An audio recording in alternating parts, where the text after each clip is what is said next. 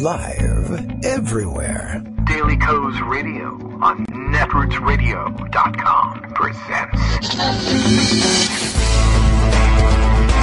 David Waldman, Kagro in the Morning Show.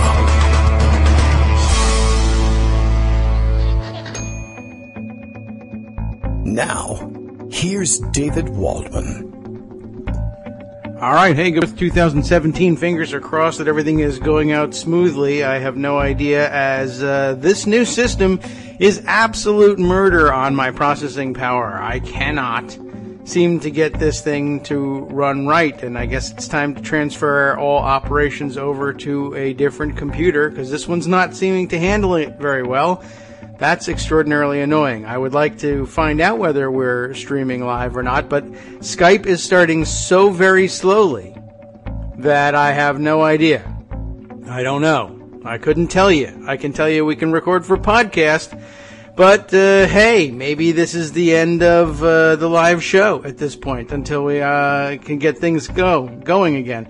All right, well, let's let Justice know already going here. Just pop open the stream here and let's get it to go. I can't wait any longer. Unfortunately, ordinarily when you restart on something like that and open up all of your apps and then get things going and you play the prelude and you've got a minute there, and that's plenty of time usually to get the message from Justice asking whether you're ready, and you say yes, and then everything goes fine. But this thing opens up Skype so slowly now that I'm already well into the second, third, fourth minute by the time we figure out that, yeah, we're streaming.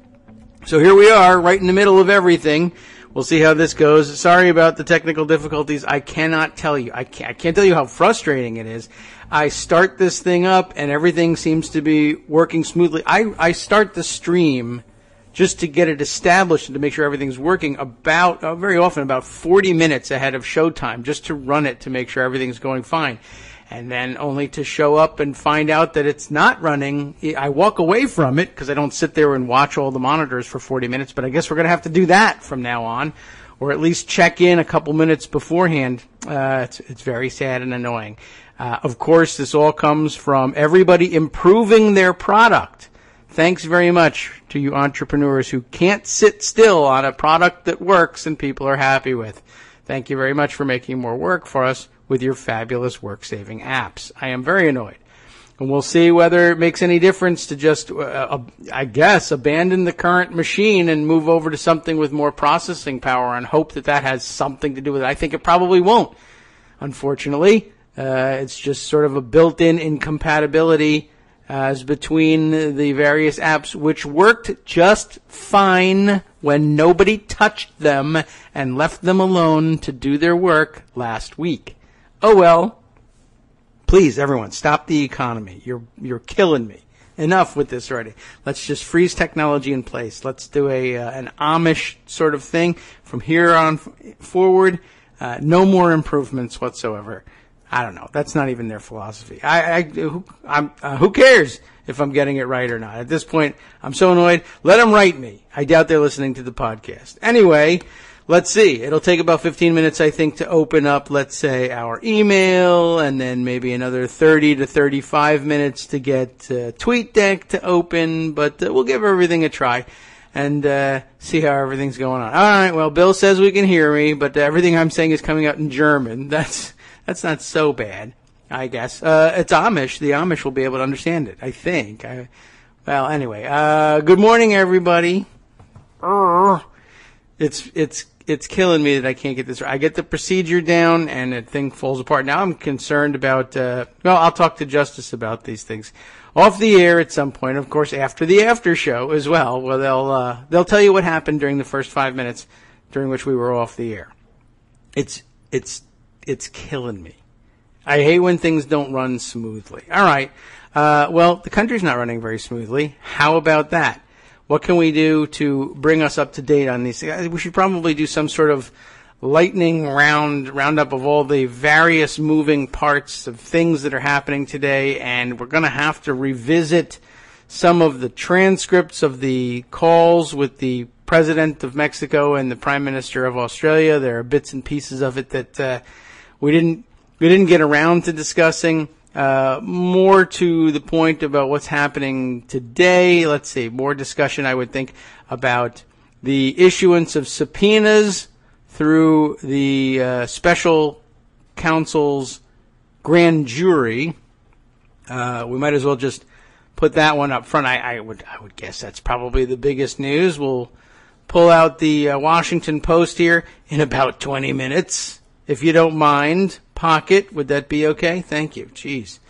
Of course, headline here. I'm sorry. I'm pulling out the New York Times, not the Washington Post. No wonder it's so slow. And it's the mobile New York Times, because why would that load quickly on a MacBook? I don't know. Anyway, Mueller issuing subpoenas through Washington grand jury. It is, in fact, an Alexandria grand jury, but that's very near Washington. Anyway, Robert S. Mueller III, in case you weren't sure which Mueller special prosecutor guy might be using a grand jury to investigate the president. Thank you, New York Times.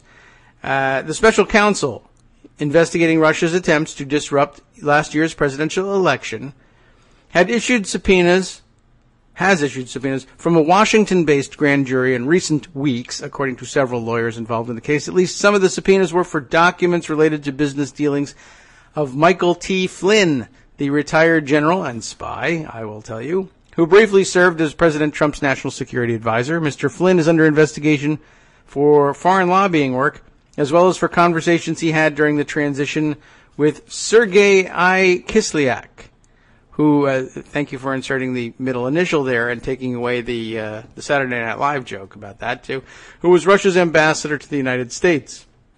Mr. Mueller's team is broadly investigating whether any Trump associates colluded with the Russian government in its attempts to disrupt the election. It is unclear whether the subpoenas issued in recent weeks relate to other members of Mr. Trump's campaign who have been the focus of the Mueller investigation, including Paul Manafort, whom they helpfully identify as Paul J. Manafort, the former campaign chairman. A grand jury based in Alexandria, Virginia, very close by Washington, D.C., but not in Washington, D.C., began issuing subpoenas in the Flynn case months ago. How do you like that? We haven't even spoken about that. Mr. Mueller took over the investigation in May and assembled a team of prosecutors in an office in downtown Washington, which is in Washington, not in Alexandria. Mr. Mueller has not empaneled a special grand jury, the lawyers involved in the case said, and has decided instead to use one of several grand juries that regularly sit in Washington. They sit in Alexandria. This is not difficult. I don't know why I'm spending the time on this, but I mean, the New York Times. Alexandria is this political entity on this side of the river. Washington, D.C., that political entity sits on the other side of the river. How long would it last in your copy if you handed it over to the editor and said Jersey City was Manhattan? I don't know. Anyway, Ty Cobb, which is the real name of an actual lawyer for Donald Trump, another glitch in the Matrix, special counsel to the president. That's interesting, too. They call him special counsel. I mean, I guess you can call him whatever you want. But that's very interesting. Okay, so special counsel to the president, as opposed to the rest of the country, said he was not aware that Mr. Mueller had started using a new grand jury. Grand jury matters are typically secret. Mr. Cobb said the White House favors anything that accelerates the conclusion of this work fairly. He added the White House is committed to fully cooperating with Mr. Mueller. He knows exactly what to say. He's a regular lawyer. I mean, he's a bit of a weirdo, and he has a crazy mustache, and I don't know, how I think of people who wear such mustaches, but it gives me pause. Anyway, let's see. Other fun things that we can glean from the article here without getting too distracted. Let's see. The Wall Street Journal first reported Mr. Mueller's use of a grand jury in Washington, which is wrong because the grand jury is not in Washington. It's in Alexandria. Brandon Van Grack, that's a real name too, a former Alexandria prosecutor. Excuse me, I'm sorry, he's in Washington, D.C. No, former Alexandria prosecutor, now working for Mr. Mueller in Washington, to be sure, signed the subpoenas and has been leading the investigation into Mr. Flynn. Those who described the subpoenas did so on the condition of anonymity because they were not authorized to publicly discuss the case. Grand juries are members of the public who meet in secret to hear evidence. We have explainers. Okay. Grand jury subpoenas are the primary method by which prosecutors gather evidence in criminal investigations, and evidence gathered by one grand jury is easily movable to another. It's an important point to make, actually. Grand juries expire very frequently. Mr. Mueller is investigating a June 9th, 2016 meeting set up by Donald Trump Jr., the president-elect's eldest son. I saw eldest and turned it into elect. Based on the expectation of getting damaging information about Hillary Clinton from a Russian lawyer. I'm surprised we don't have an explainer of who Hillary Clinton is. Mr. Manafort and Jared Kushner, the president's son-in-law, also attended the Trump Tower meeting. The younger Mr. Trump has said that the meeting did not produce any valuable information and that he had no further contact with the Russian lawyer, Natalia Veselnitskaya. Okay, I just wanted to say it that way. All right, so you're up to date. You know that there have been subpoenas. We don't know who's been subpoenaed. We know who hasn't been subpoenaed. Apparently, the claim out of the White House is that neither the president nor Jared Kushner, and then they went on to say, nor anybody in the White House has been subpoenaed. But it would probably be worth noting that Donald Trump Jr. is not in the White House. And if you wanted to say that he hadn't been subpoenaed, you would have to say it by saying the president has received no subpoenas, nor has anyone in his family, including Mr. Kushner. And I guess we might as well throw in including Don Jr., but I guess it's possible that he has. We don't know that he has, but it's possible. Okay, let's see. Where are we with the rest of this stuff? Kate Sherrill, by the way, says the Amish carefully consider new technologies before deciding if and how to adopt them. I would have guessed, honestly, if you had said, now, do you really think that they just declared a moratorium on all technologies at this point forward? I would say, no, it's an organized religion. They probably do some more thinking about it than that. But, yes, so, yeah, they do question those things. I know they use some modern technologies. They didn't just simply declare an end to all invention or anything, or decide to ignore everything. They use a lot of modern things, but I guess they base it on, well, who knows what they know what their criteria are, but who knows when one of them will tell me what their criteria are. I assume that they just, my observations tell me that they get concerned about things that use electricity, for instance, or modern machinery, although as long as if it's mechanical but not electric powered, they seem to be kind of okay with it, and I guess not engine powered. But for instance, I frequently see the Amish getting involved in gun accidents. So guns aren't too modern for them, although, and I think that has to do with the fact that those things are just purely mechanical and they don't have an engine or anything like that. But she also points out some Hasidic groups do not accept new technology, and we'll just point that out there, right? So there's all sorts out there, and it's not meant to be a knock on the Amish. But again, they're not listening. Don't tell them, but they're not likely to get insulted about that. I don't think. At least we know who they are, and we know how to stay out of their way and don't run into their wagons. That's enough, I think. I do a lot for the Amish. Who knows? By the way, the Amish, local milk people. Anyway, that brings us back to the issue of the transcripts of these calls. One of the things that I didn't get to is pretty well encapsulated here in New York Magazine by our Jonathan Corner for the day, Jonathan Chait. And really, honestly, the headline does the work, but it'll make you want to read more about the work. Australia's Prime Minister slowly realizes Trump is a complete idiot. We could end the show, really, on that note, but we won't. We'll move on and read what Jonathan has to say here. It's a good point. I mean, not just the general point that the president is an idiot and the Prime Minister of Australia is now aware of this. It's how he comes to be aware of this. The transcript of Donald Trump's discussion with Australia's Prime Minister, Malcolm Turnbull, obtained by the Washington Post, And I guess we could do a little bit of talking just before we jump into the fun stuff about the latest discussion about these transcripts.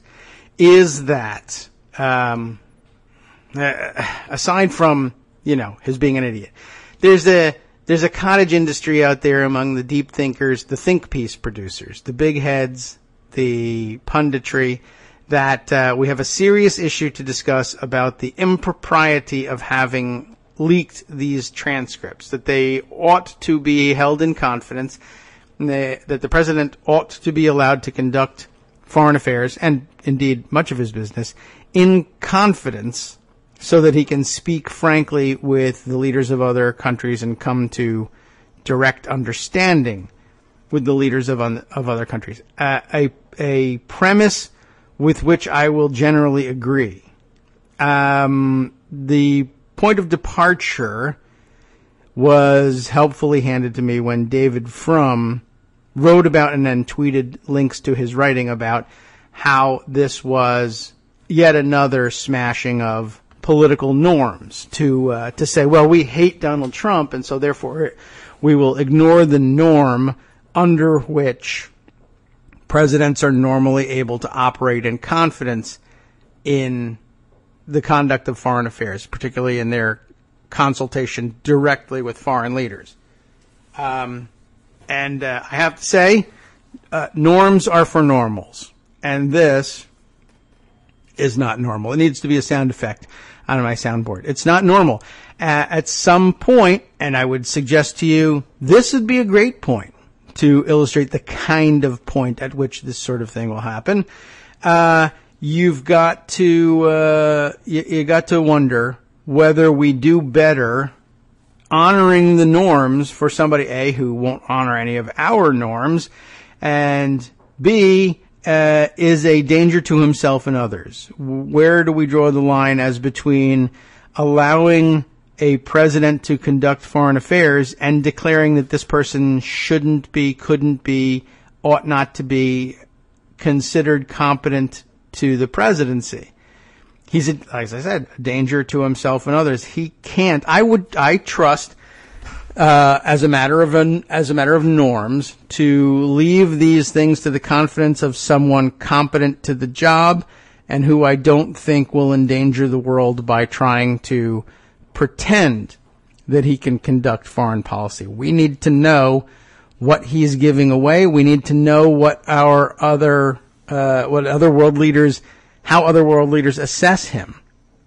It's difficult, it's line blurring, and it's perhaps easily enough labeled as hypocrisy if I were to say, for instance, do I think Obama's discussions ought to be held in confidence? Yes. Do I think that the next Democratic president's discussions ought to be held in confidence? Well, at the outset, yes, on the presumption that under normal circumstances, and this is not normal, under normal circumstances you used to be able to expect that your president was not insane, not mentally ill, and competent to the job. Sometimes you will slowly find out that that's not the case. Sometimes only some certain minority percentage of the country will come to that conclusion.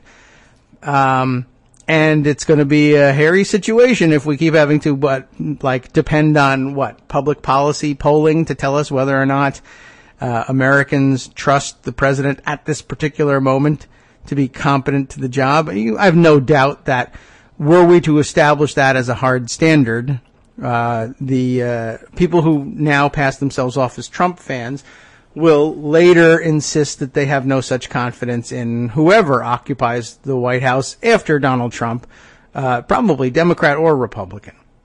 It's troublesome, yes, but again, norms are for normals, and we don't have one here. Anyway, let's stick to the subject of how the Prime Minister of Australia came to the conclusion that the President of the United States was an empty-headed moron. How about that? The transcript of their call, obtained by the Washington Post, whatever you may think of that, reveals many things, but the most significant may be that Trump, in his private negotiations, is every bit as mentally limited as he appears to be in public. Remember the great deal maker. I'm going to make great deal. That's his big skill. The big skill that he brought to it.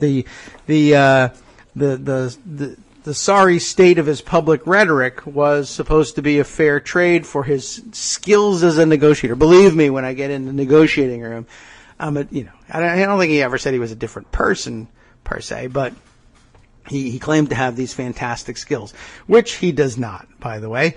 And even now, before I continue on, I will tell you that I mentioned yesterday that we're going to start building station breaks for station identification for our friends in Rochester to identify their station at the top and bottom of the hour. I will notify you at this point that if we were under this new regime, and we'll try and roll this out and experiment with it beginning next week, even though, it presents certain logistical challenges. That break would be coming up about now. We'd be about 8 seconds out from exiting, now 5 seconds out, from exiting for 3 minutes.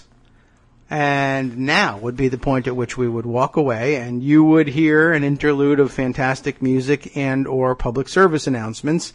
And if you were listening live on Radio Free Rochester, that would be WRFZ in Rochester, New York. Hi, everybody. How you doing? It's good to have you with us. And pretty soon you'll have a local announcer filling you in on the details of fantastic local news and making that sort of local rapport, that connection, and identifying the radio station to which you're listening. And I don't know, I thought it would be interesting to sort of note how frequently those breaks would come. And it'll be nice to be able to stop and catch my breath and organize things and check in with Greg or with Justice to see whether my microphones are working, things like that.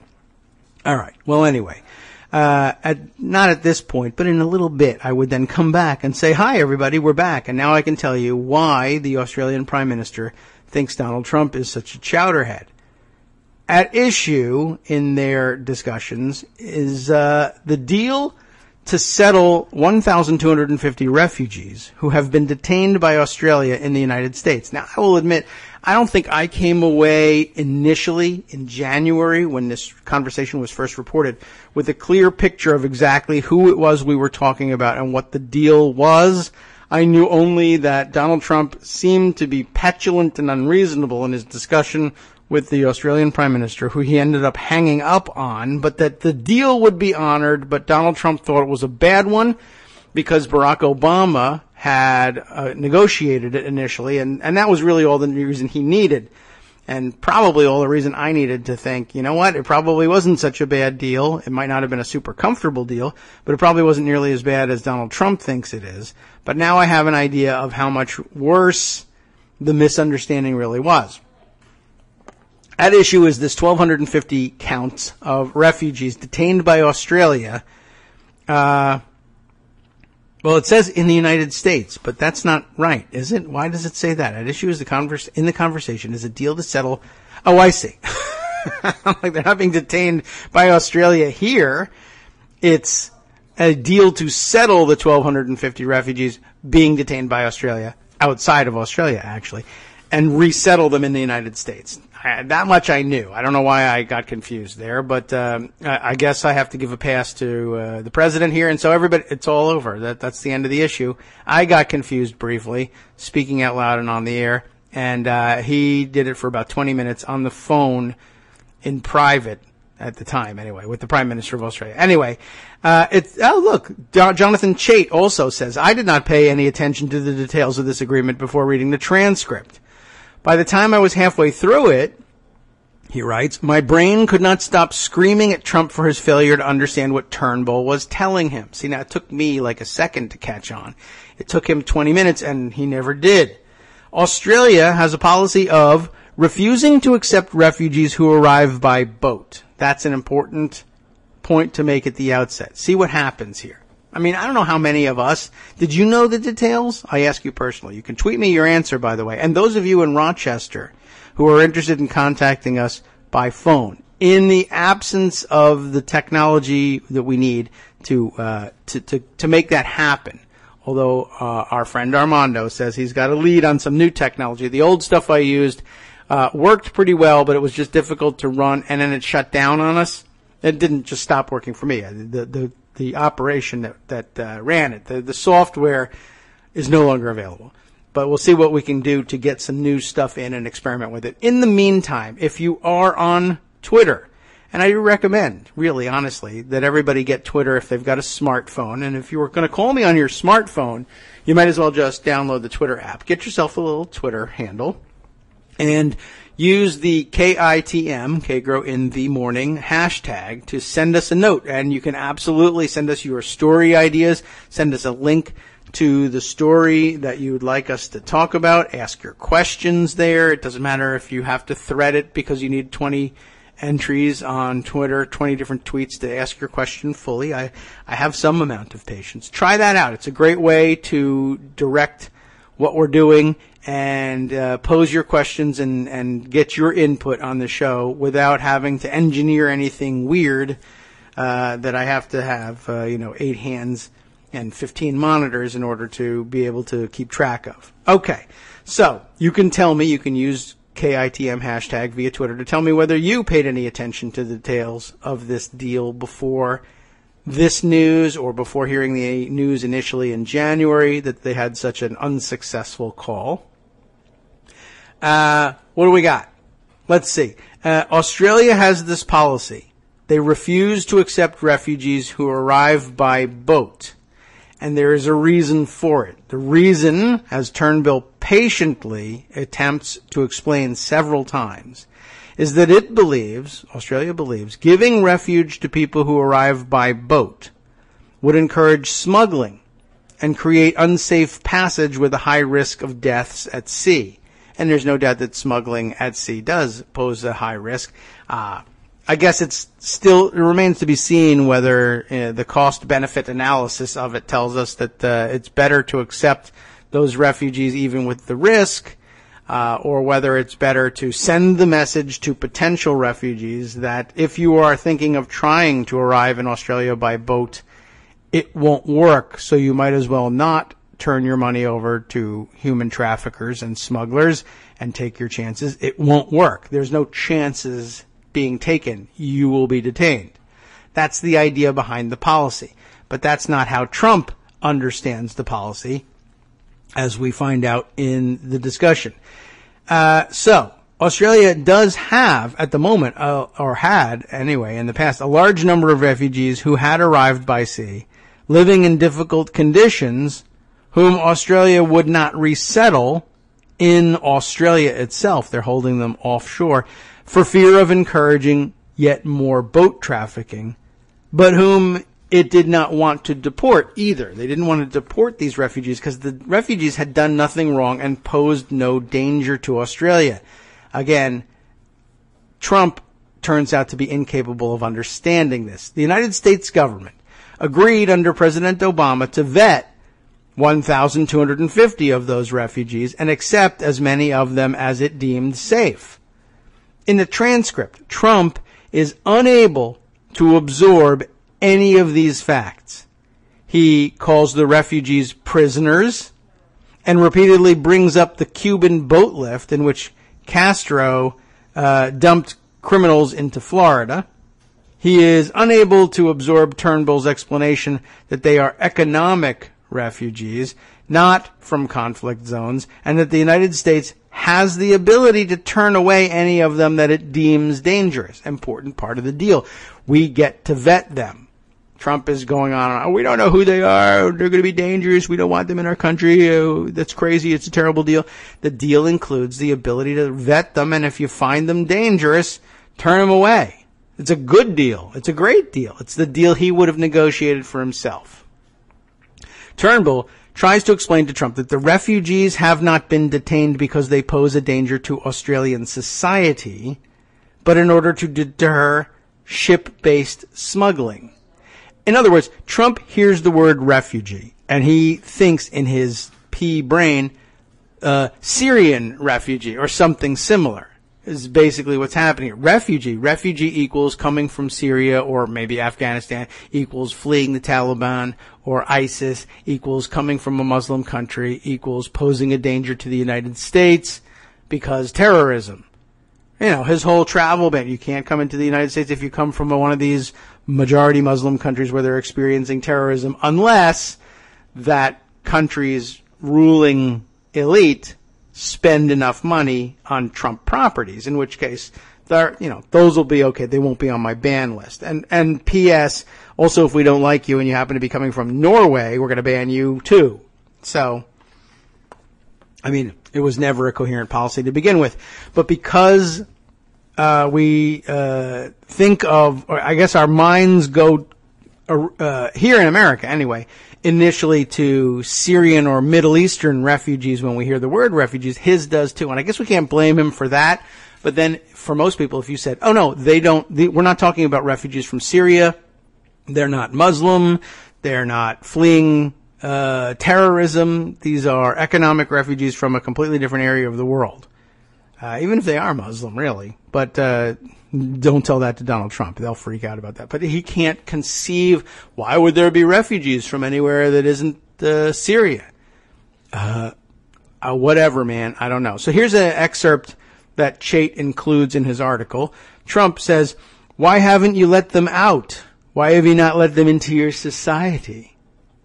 And Turnbull says, okay, which I guess is an Australian, which I don't even want to really attempt at this point. But okay, I will explain why. It's not because they're bad people, small words. It is because in order to stop people smugglers, you could probably come up with a better term than that, but okay, he's trying to speak to the guy on his childhood level. It's because in order to stop people smugglers, we had to deprive them of the product. So we said, if you try to come to Australia by boat, even if we think you are the best person in the world, even if you are a Nobel Prize winning genius, we will not let you in. Because the problem with the people, and at this point, Trump fails to understand the policy altogether and proceeds to congratulate Turnbull, Chait says, for what Trump mistakes to be a draconian policy of total exclusion. You see what's happening here? He wants to say the problem, you don't let you in even if you're a Nobel Prize winning genius because you came by boat and we're trying to stop boat smuggling. Trump jumps in. That's a good idea. We should do that too. You're worse than I am, which is an amazing thing to say for a number of reasons. But you're worse than I am because you do not want to destroy your country. That's what makes him better than you are in your view, I'm sure. But you're worse than I am. You don't let them in because you don't want to destroy your country. Look at what has happened in Germany. Look what's happening in these other countries. Trump, Chait writes, has completely failed to understand either that the refugees are not considered dangerous, or again, that they are being held because of a categorical ban on ship-based refugee traffic. He also fails to understand the number of refugees in the agreement. And I mean, how simple is that? What's the number? That's it. How can I not understand that? Trump says, this is some extraordinary phrasing here too. Trump tells Turnbull, I am the world's greatest person that does not want to let people into the country. That is to say, I am the greatest of the worst people in the world. And now I'm agreeing to take 2,000 people, wrong number, and I agree I can vet them, but that puts me in a bad position. It makes me look so bad, and I have only been here a week. Turnbull says, with great respect, that is not right. It's not 2,000. Well, it's close. I have also heard like 5,000 as well. No, it's the other direction. You complete idiot.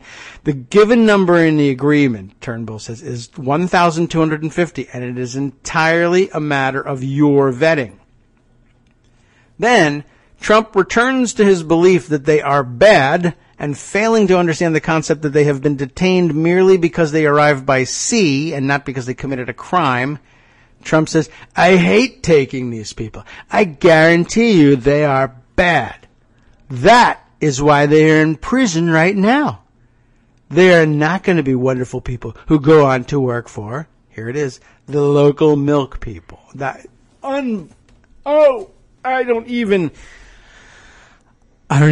I kind of want to know where he came up with this. And everybody's assumption here is the commonly held assumption is that he's talking about them going to work for local dairy farmers, I guess, is what he means by the local milk people. But one, dairy farmers. Two pretty easy words. I would bet that even the bulk of the registrants at farmersonly.com are fairly comfortable referring to those of them if dairy farmers join farmersonly.com. I get the sense, by the way, that it is non-perishable commodity crop farmers who it'd be a good. And I want the stats on farmersonly.com. Who's farming what? Are they cattle ranchers, sod farmers? Are there dairy farmers involved? There must be at least some. I know that you can sign up for farmersonly.com if you're interested in a country boy or presumably a country girl as well. Even though you're not a farmer yourself. I have seen that ad. It's fantastic. And it's, confronts a very, the touchy topic for, I would think, among the, farmersonly.com clientele, interracial dating. I commend you, farmersonly.com, for being willing to confront that which used to be a taboo in conservative society, which I think is at least part of your clientele. Fantastic. Well done. Not what I wanted to talk about.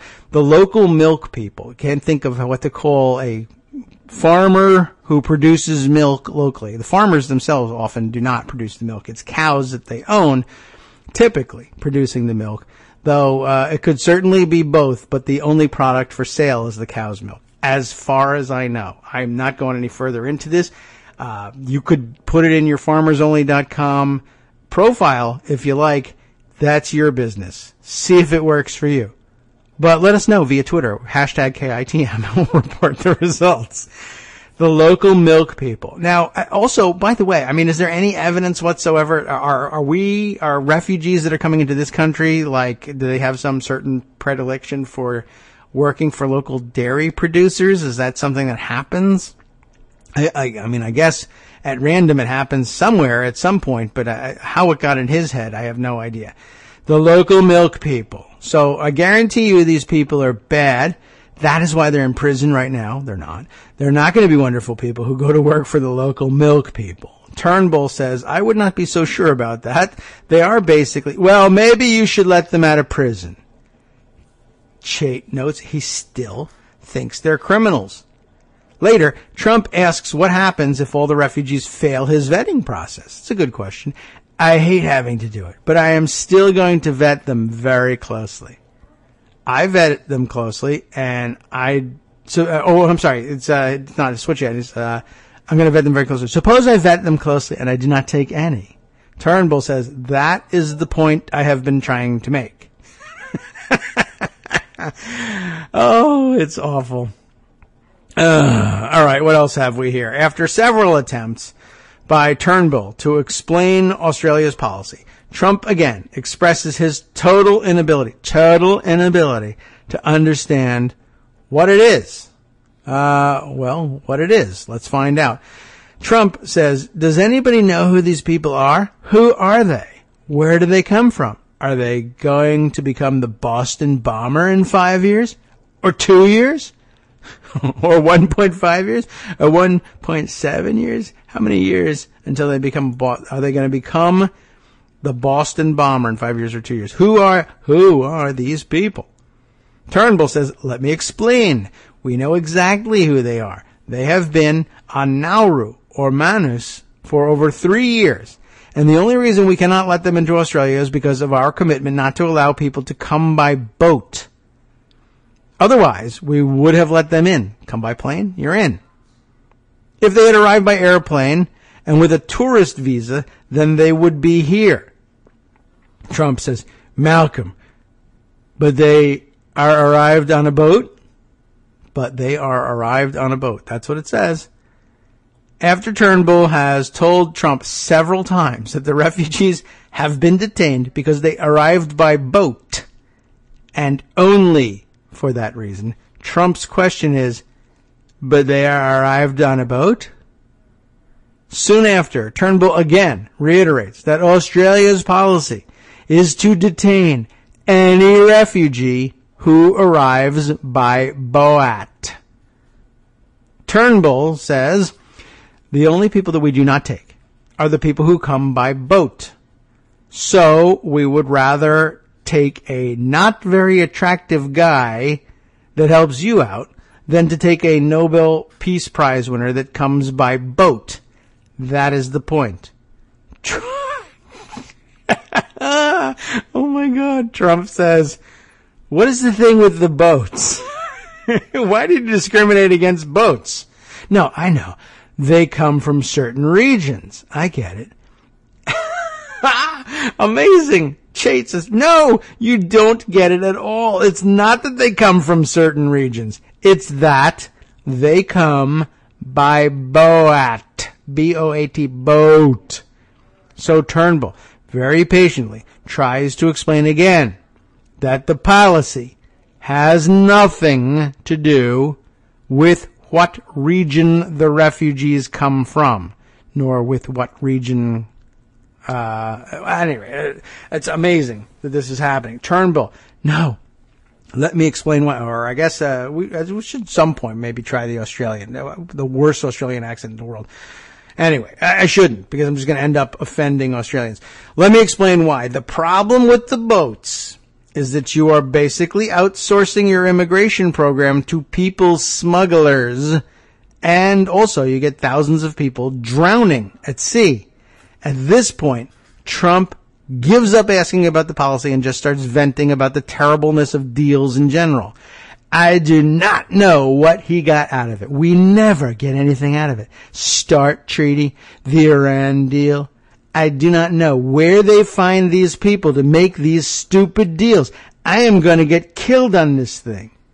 Shortly afterward, the call ends in brusque fashion, and Turnbull presumably begins drinking heavily. That is actually the end of the article. We could have just taken a look at the transcript itself and gleaned the same thing, but I thought Jonathan Chait put a pretty fine point on it. The whole discussion about this deal, and he's going on and on. It's a terrible deal. It's the worst deal ever. Obama's an idiot. Where do we find these idiots? Who are our politicians? They're so stupid. You remember how much time that he spent on that and everything. And I love his comparisons. The 1,250 refugees, economic refugees, and as I don't even know where they're from. I don't think they even discuss it, not in any of these excerpts, but I think in the transcript that comes up, did they come from New Guinea? Is that where I don't know. Australians are smacking their heads. They can't believe how ignorant Americans are about who's arriving as economic refugees in Australia. But I don't know. It's far away. You tell me. Use the hashtag KITM. Let me know who's arriving. Of course, it doesn't actually matter in any of this. The point that the Australian Prime Minister is trying to make is there are 1,250 of them, and he's got, by the way, Trump comparing this, 1,250 people who are economic refugees who aren't bad people, who just want a better life, and you can vet them all you want, and then just take them. Right? I'm comparing this to the START treaty. Really? The Iran deal? Are you crazy? This has nothing to do with any of this stuff. But all deals are bad. You gotta make great deals. My deals are great. Other people's deals are terrible. That's basically what's going on. But can you imagine being on the phone with this guy? The reason they're being detained, and again, they're not in prison, like you said. They're not bad people. They're not suspected of terrorism. They don't come from any place where their terrorism is a problem. I don't know if they're Muslim. That's a question.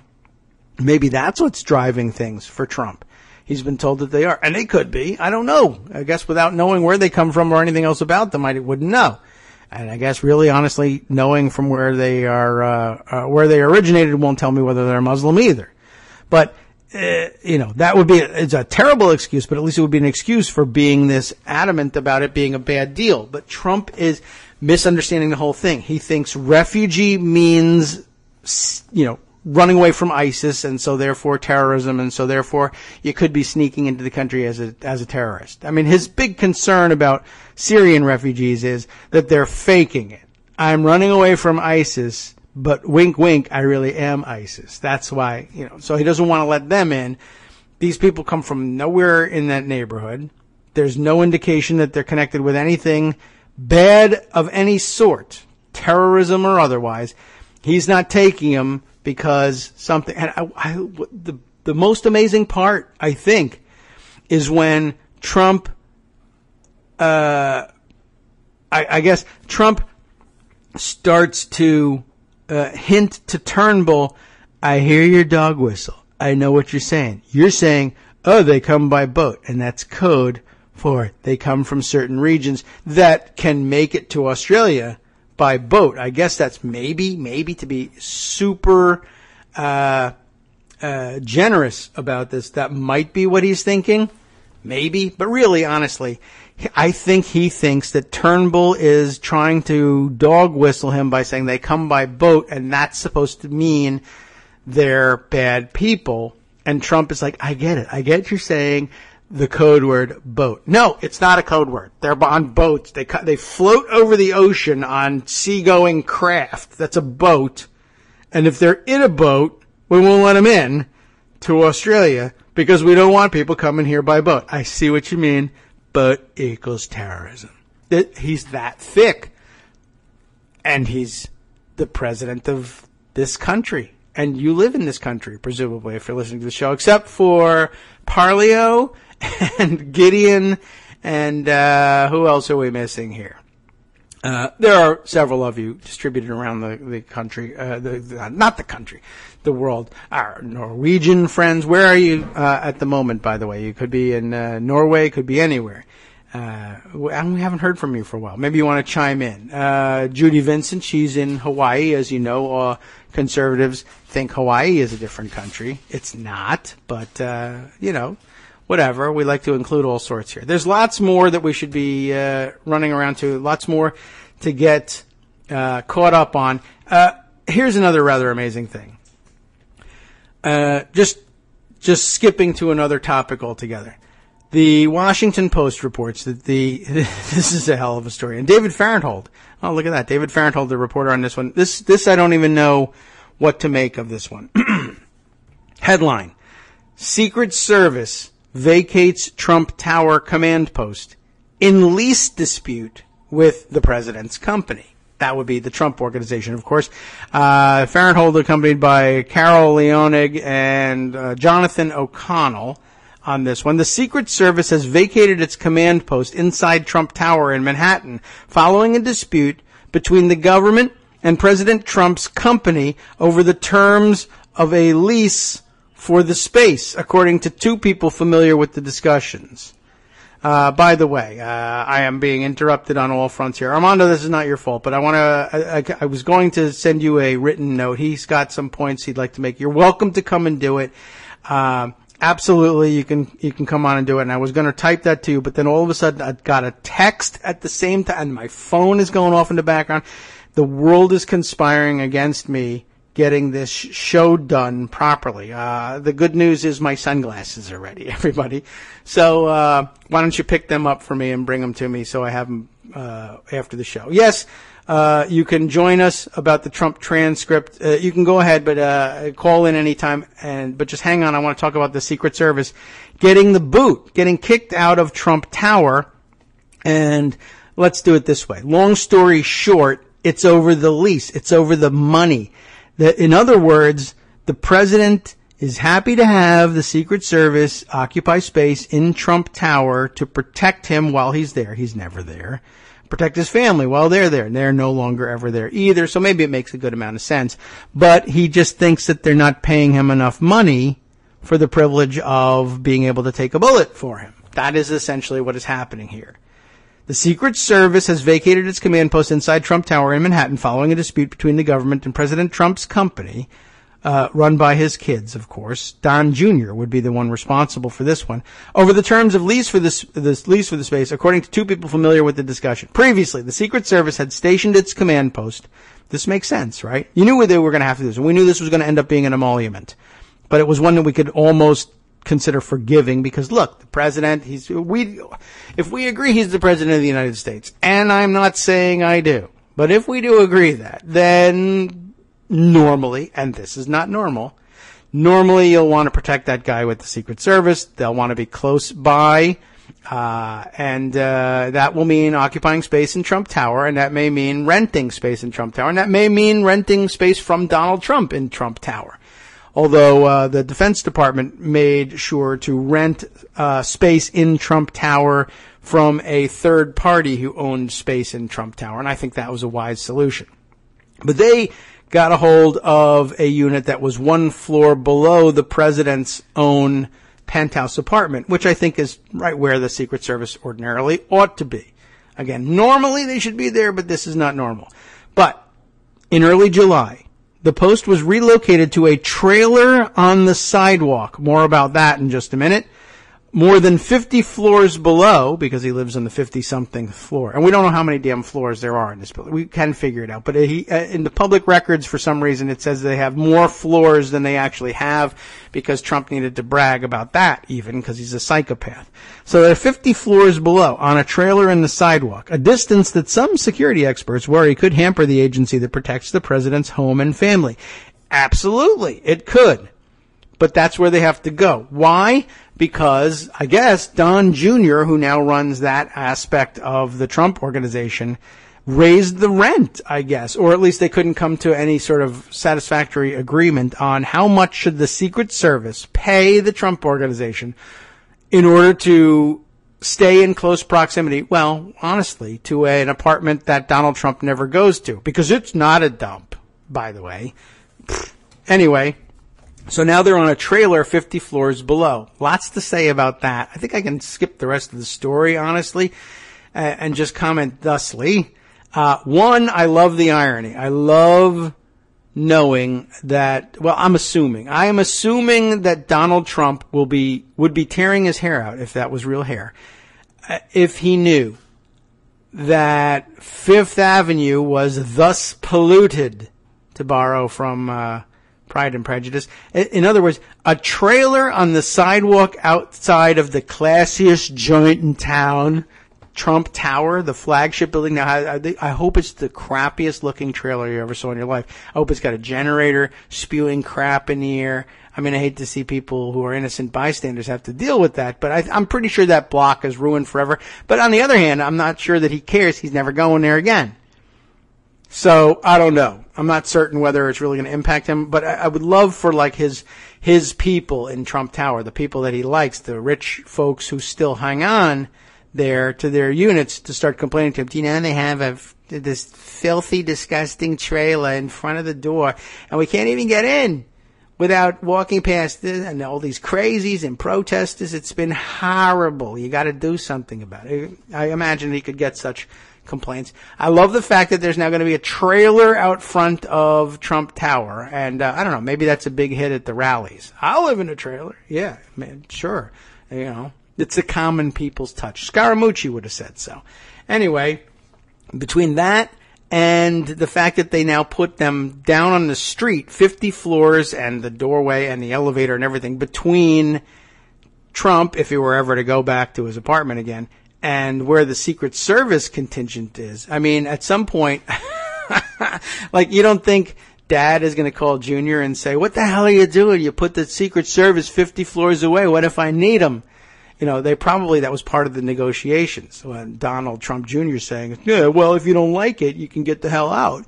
Go, somewhere else. Seek space elsewhere. They actually said that they should seek space elsewhere. Now the Secret Service has some prerogatives here and can say, all right, we're going to plant it right here on the sidewalk. You can't put it outside in my fancy apartment building on the sidewalk. Are you kidding me? It looks so low class.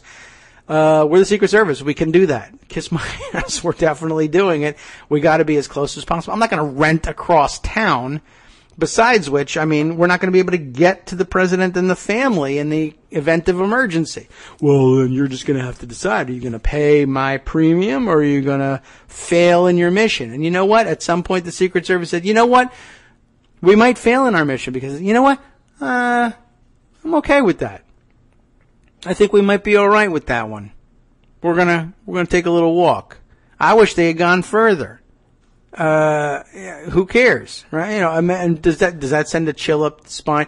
I guess Don Trump Jr. probably never believed he would lose that point. They'd be like, well, we have to, and they would just come around to paying the premium if he tried to hardball them, and now they're gone. I wonder if Dad cares, or whether he's pissed with Don Jr. or what.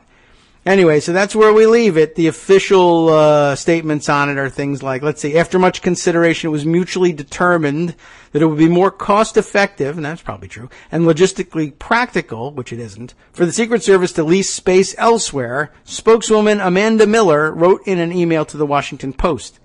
The details of the dispute are not clear, or at least they weren't clear yesterday. Two people familiar with the discussion said the sticking points included the price and other conditions of the lease. I don't know what the other conditions are, but the idea that you think you can leverage more money out of them, even if it's true, and there may be opportunity costs to having the Secret Service there, but I mean, they're only standing around waiting for the opportunity to take a bullet for your father.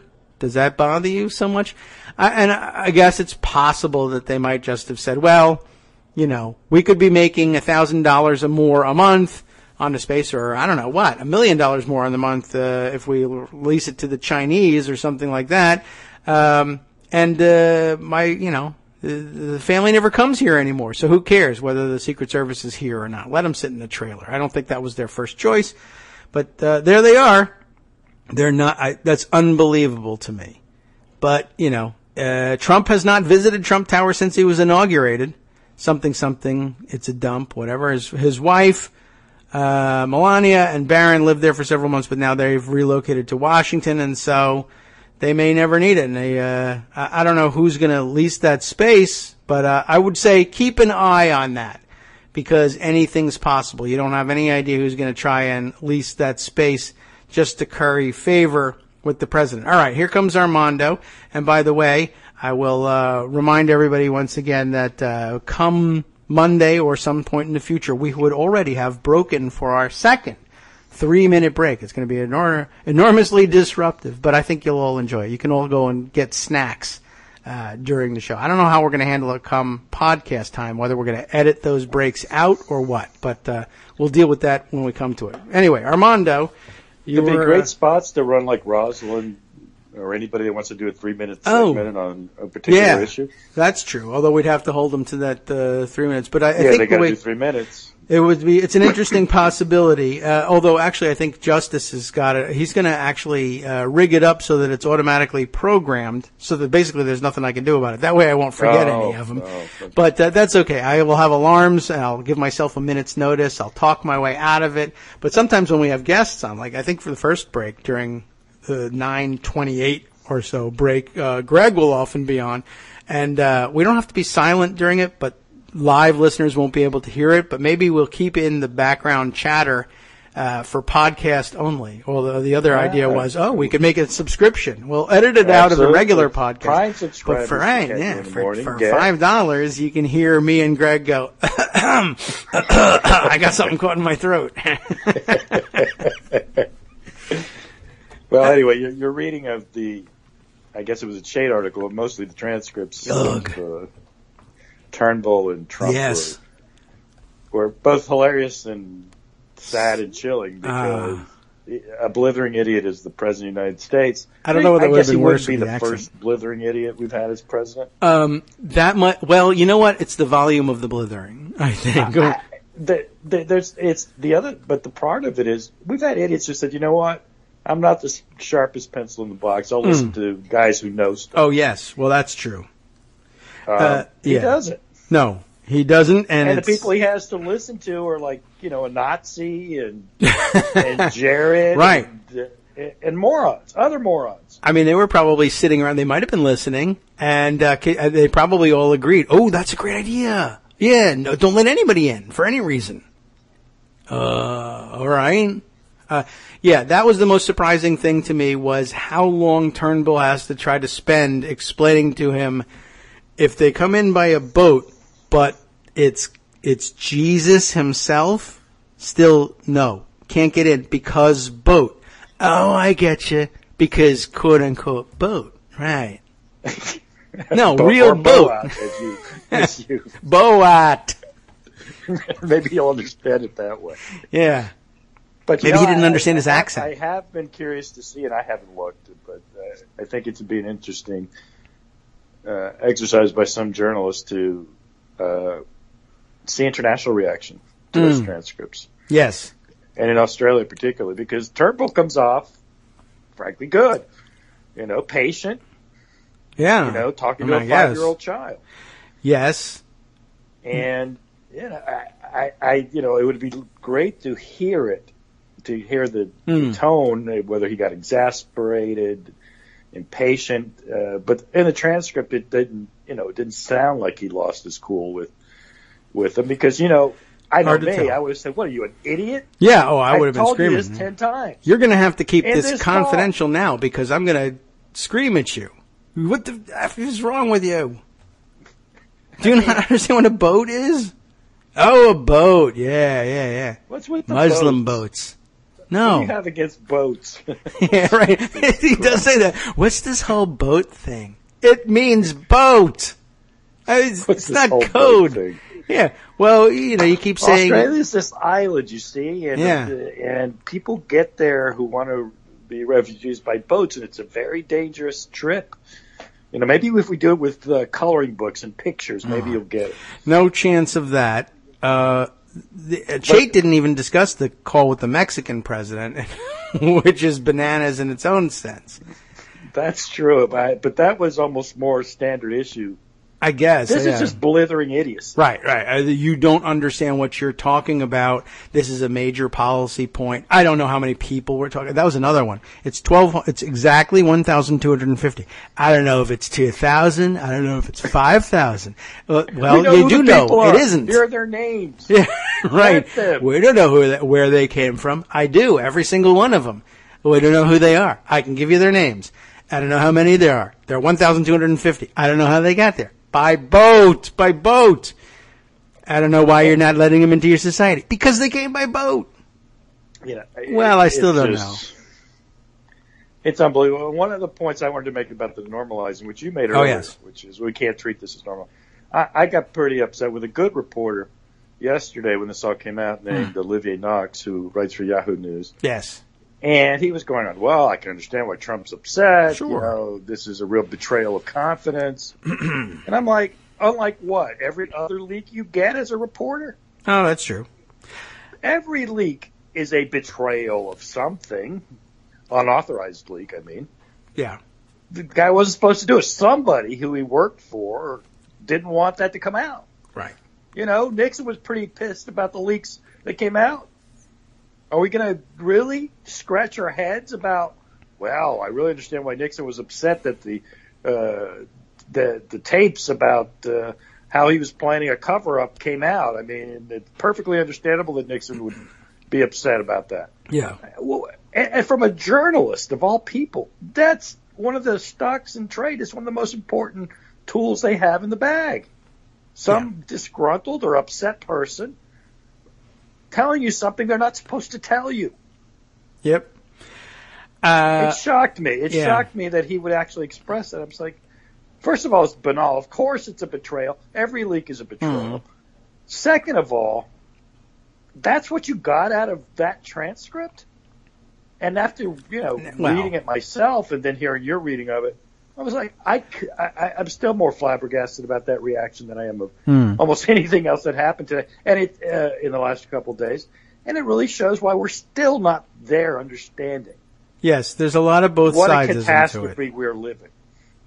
I saw a couple of reporters say that, not just Olivier, but some others and some other commentators. And some of them then tried to make the point, well, okay, there's some difference between this and every leak, which is to say that this has national security implications. This is the like private the conduct of whatever. There's right. always private conduct of diplomacy, etc. But then again, even right on that point, actually, where people say they need to be able to conduct their diplomacy in private, I say here, you know what is not going on in this call? Diplomacy. That's not diplomacy. That's that's putting a kindergartner on the phone with the Prime Minister of Australia and laughing like it's a prank phone call, or putting on someone who does a Trump imitation and pretending to be a dumb Trump and laughing. And I don't even know that isn't what happened. Maybe Bannon and Miller are in there giggling. Someone could say that. Someone from the president's camp could say it. A Republican could say it. Some neutral can say it. But journalists who live off leaks cannot be talking about, this leak. Yeah. No. I guess that's true. No, you cannot be the person that makes that argument, because that could apply to everything you publish that's a leak. I could construct a betrayal argument and how it's important that people do not know the president's a blithering idiot or whatever. I guess so. Even though I reject the journalists' concern about. Although I will say I don't know that it's Olivier's conclusion that they ought not No, to it wasn't. report He basically it. backed off of what he was saying, but Yeah.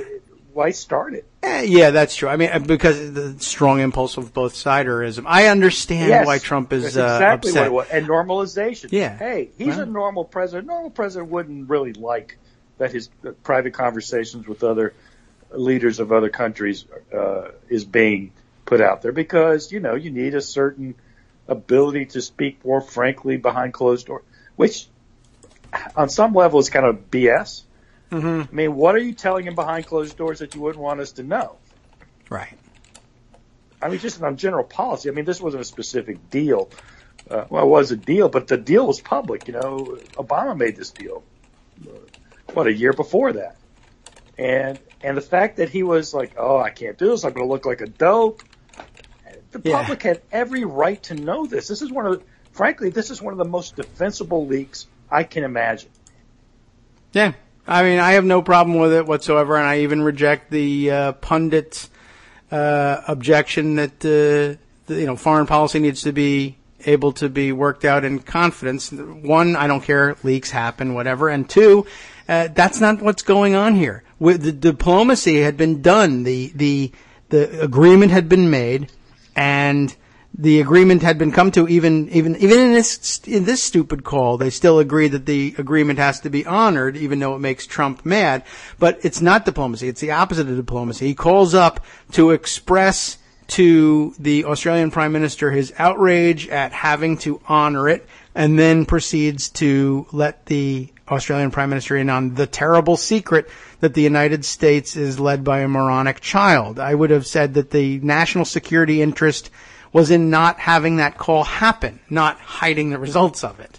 You failed he at the doesn't do beginning. press conferences anymore. He should stop doing phone calls with foreign leaders. Yeah, by the way, I was saying the other day, yesterday, I'm like, I'm so old. One of those things. I'm so old. I remember when they scheduled nonstop phone calls with foreign leaders and visits by foreign dignitaries because they thought it was the one thing that made him look presidential.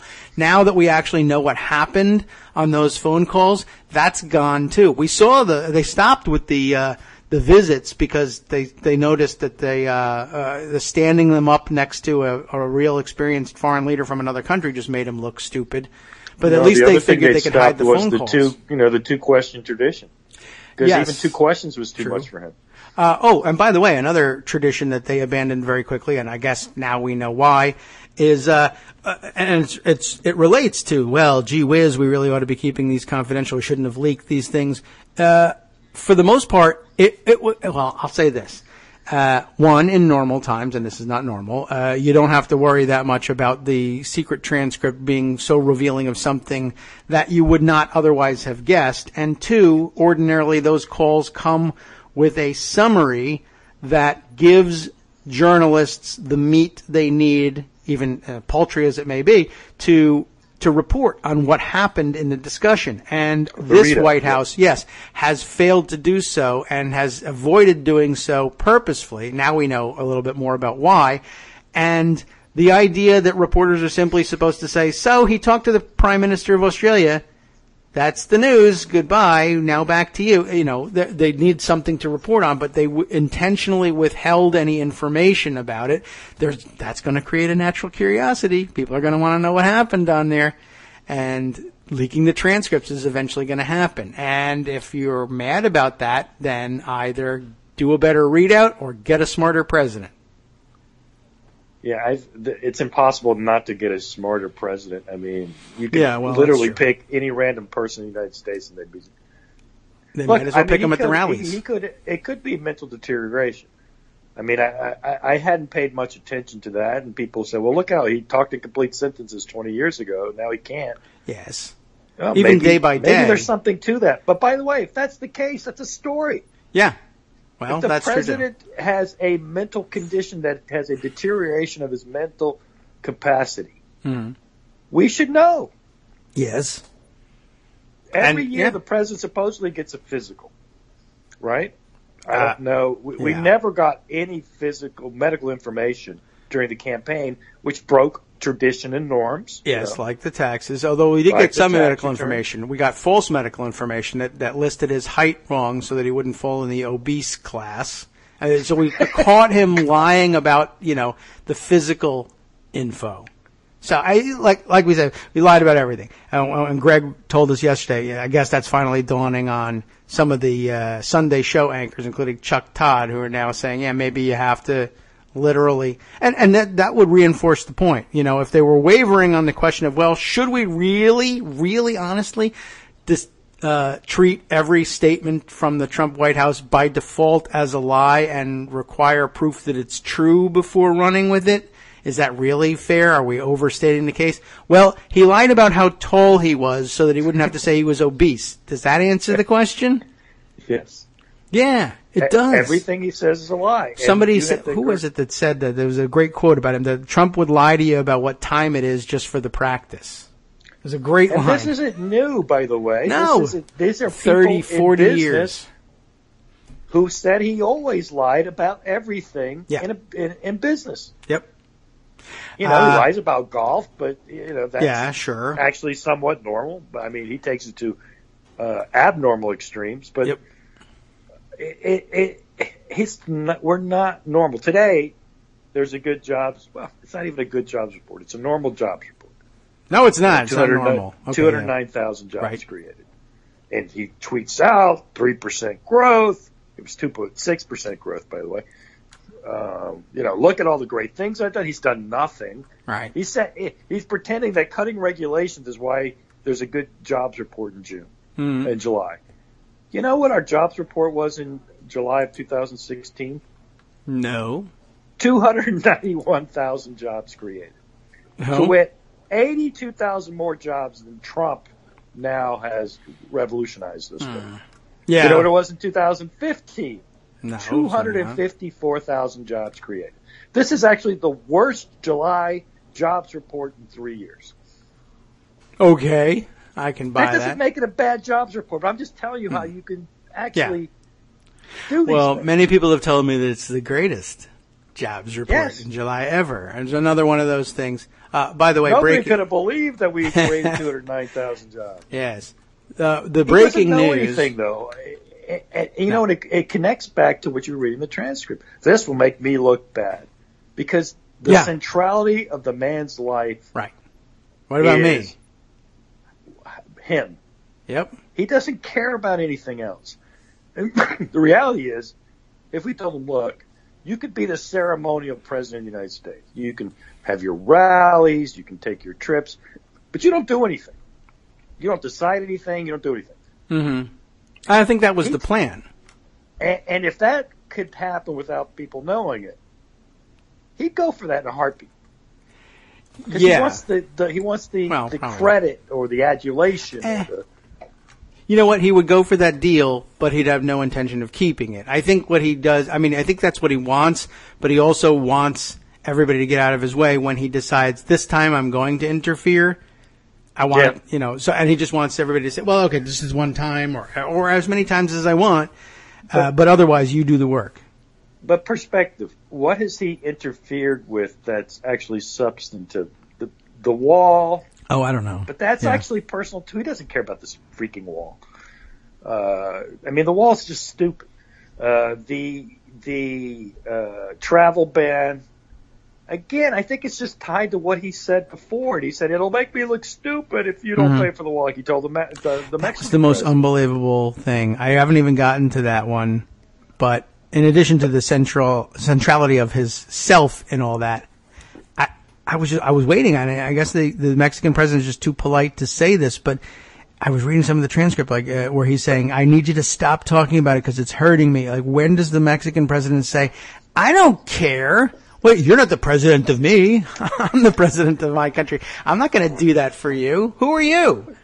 Yeah, and ironically, the president of Mexico hurt himself horribly by hosting Trump in that stupid visit that he took. Yeah. During the campaign. I don't doubt that. Which was followed by, I still put it down as the most abominable public political rally in the United States that I've ever seen, which was when he went to Phoenix and he basically gave the most bigoted, ignorant speech I think it's got rivals now. The MS-13 speech is a good rival for that.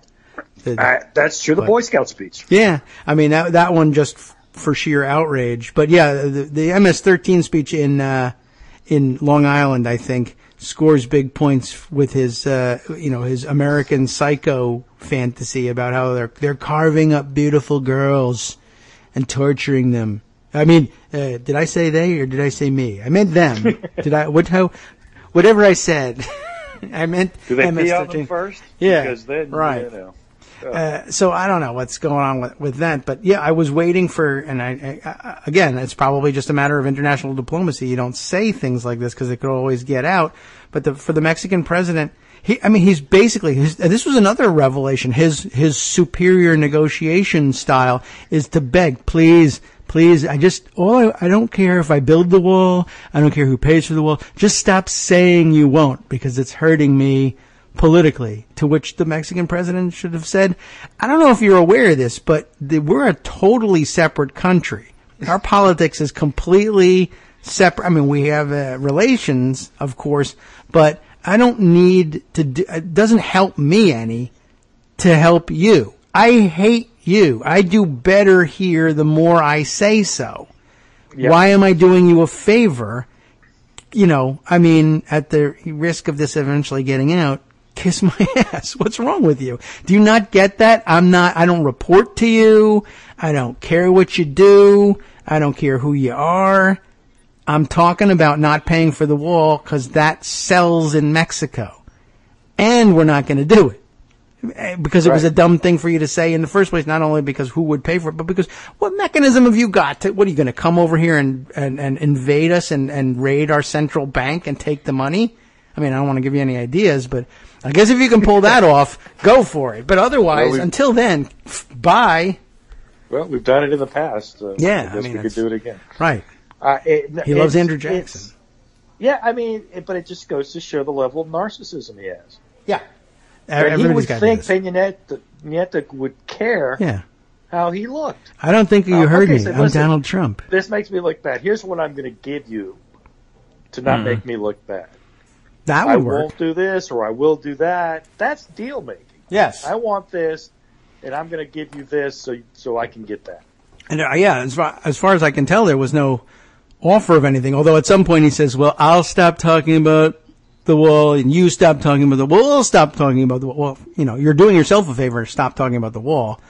And then he's doing you another one. And that's another great point. He doesn't even understand the guy art of the deal. You don't understand. Deals have concessions from your side and the other side. That's how you make the deal. They'll give you money and you give them property. Deal, right? You don't say, here's what I need you to do. Give me the money and I'll keep the apartment. How's that? Exactly. That is a great deal. That is a great deal. The apartment. Right. And very often he does give me that I'll deal. I'll keep the floor, as you said to the Secret Service. When I interrupted you. It's so remarkable. The things that we just don't have time to talk about. Yes, there are many. I will tell you some more. And you do great because you actually remember, you note them, you come back to them. But I've forgotten half the crazy things he's done probably already. And to the degree that I really can't remember what they are because I've forgotten them. But it's a state of insanity that we're living now. And you know what's weird? He has in the Q poll, which is very low. Maybe it's lower than it actually is. He has a 33% approval rating. Right. Right? Yeah. Here's a president with a 33% approval rating. The unemployment rate in the country is 4.3%. It was 4.6 when he came. And it's continued to go down. The jobs number was good. GDP is 2.6%, which is not terrible. Mm-hmm. There is no major crises. Yes, North Korea is a problem, but it's not a crisis. They're not going to fire an ICBM at us tomorrow or this year or even next year. There are things that need to be addressed. Yes. We have to fix the Affordable Care Act. These are normal, everyday, political, public policy things that we're discussing. There's no crisis. And this man has a 33% approval rating, and we're still pretending we're going to still defer to him. Yeah, and it's not based on the approval rating, certainly, but yeah, that's a good point also. Well, look, I mean, I'm just saying from a journalistic standpoint, who am I? Well, I said, well, look, he's still popular with the. Look, he won with less than the majority of the popular vote. In fact, he lost by 3 million votes. We have a strange system unseen anywhere else in the world called the Electoral College, and that led to him becoming president. Yeah. It's a fluke. It's a fluke. And it's a bad fluke. And it's a president who's, frankly, perceived by a significant majority of the people as not fit for the job. It's time the media was truthful and straight up with this. And if you need to couch it in, well, do that. Is the president, do this poll to give you the hook. Yeah. Is the president fit for office? Sure. Yes or no? I would do it. PPP will do it. Yeah. And then you can peg all your stories to it. Which, by the way, is not normal. It's a poll. Yes. Well, that's true. And it would be a story in itself. They have. You know that, right? Yes. Right. Although, the story here would be, we've never polled that before. Fitness for office? Because it's never been an issue before. Because it's not normal. But yes, that would make two great stories to do that poll.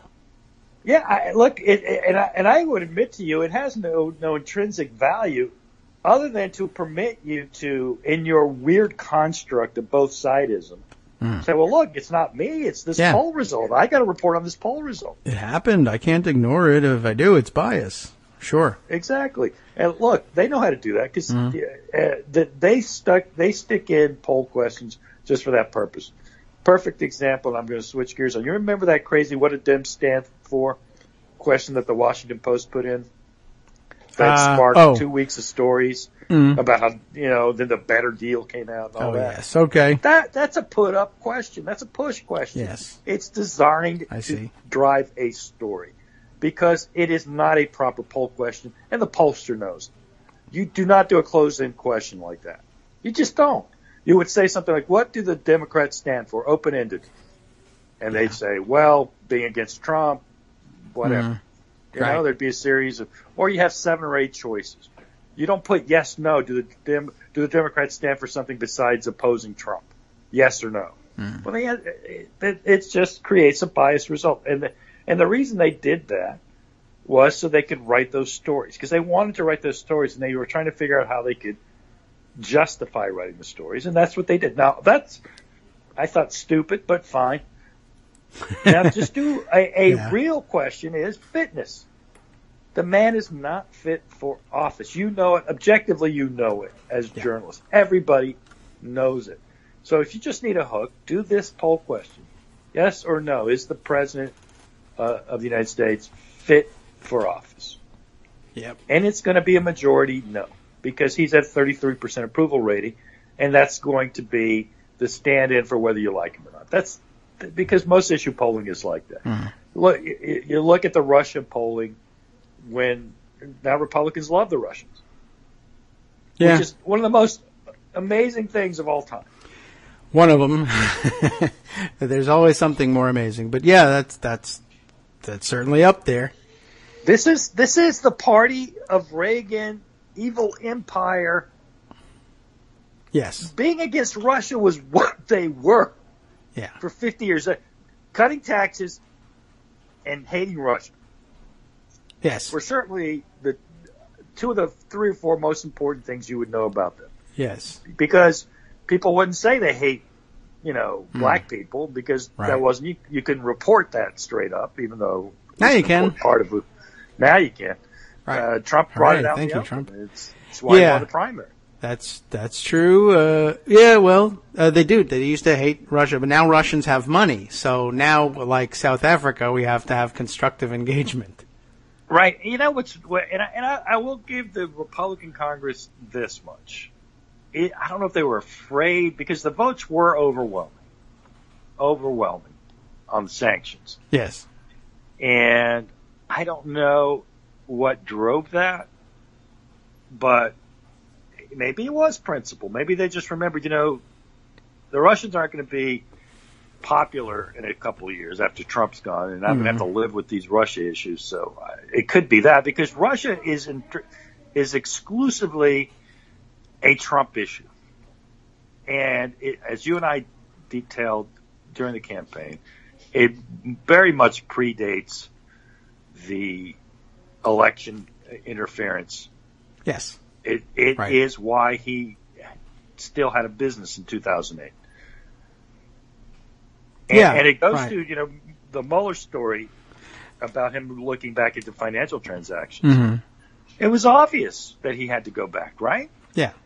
I mean, that I think answers the question, how did investigators know to ask about the June 2016 meeting? And the answer is they've been under investigation since May of 2016 because they have taken, because the FBI had taken notice of the strange ongoing relationship between the Trump organization and Russian entities and the other, sometimes the same Russian entities, and all the people who had been mysteriously assembled as the dream team to run the campaign.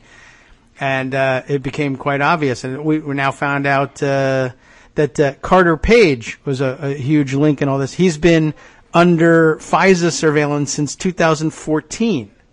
And then he shows up in the middle of all this. And I think about what happens even in the New York FBI office, where there are pro-Trump elements, to be sure.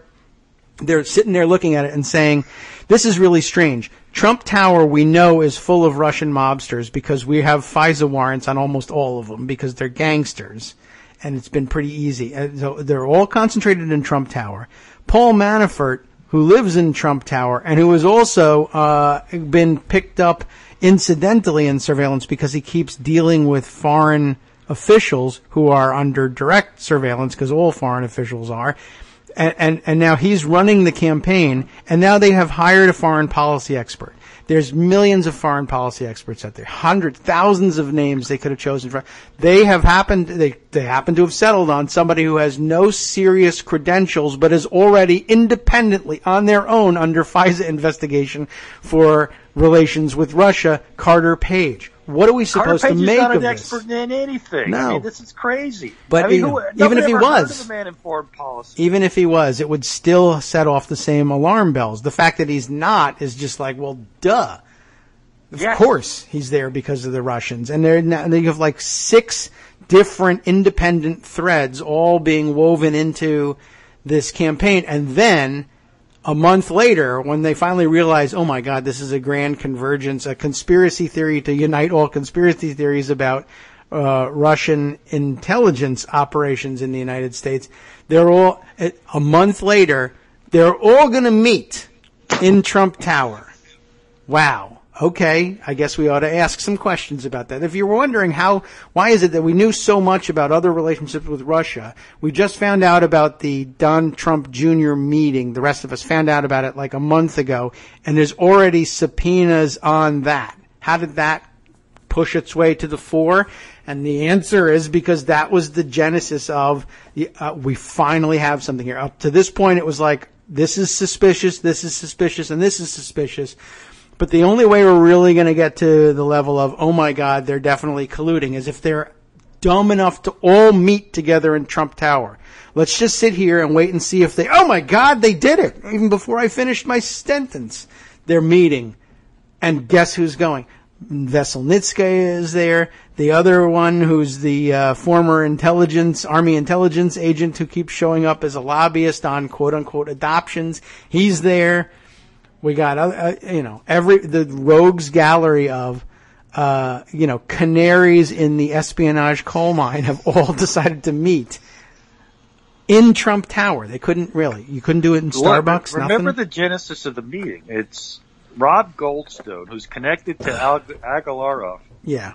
Who's a big Putin billionaire guy. Mm-hmm. And he just says, great, thanks, come in, bring everybody in. Yes. Please, by all means. And I'm going to have the campaign chairman and my brother-in-law here as well, so we can hear what you have to tell us. Do it here in Trump Tower, which we think Here is in Trump wiretapped. That's another good point, right?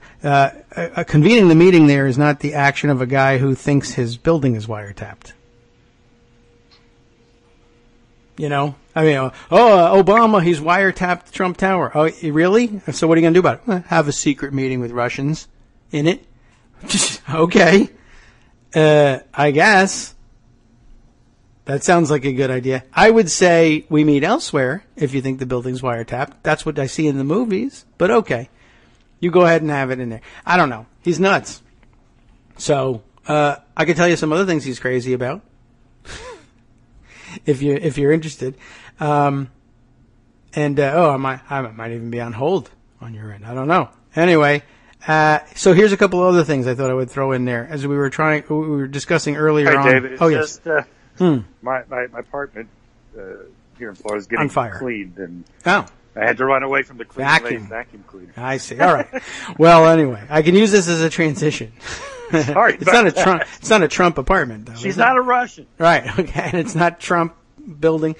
No, it's definitely not a Trump building. But I was going to say earlier the breaking news at the moment. Now it's a little bit older, but I tweeted this out. I had dared not believe that there was, there's a Trump tweet from the past on everything.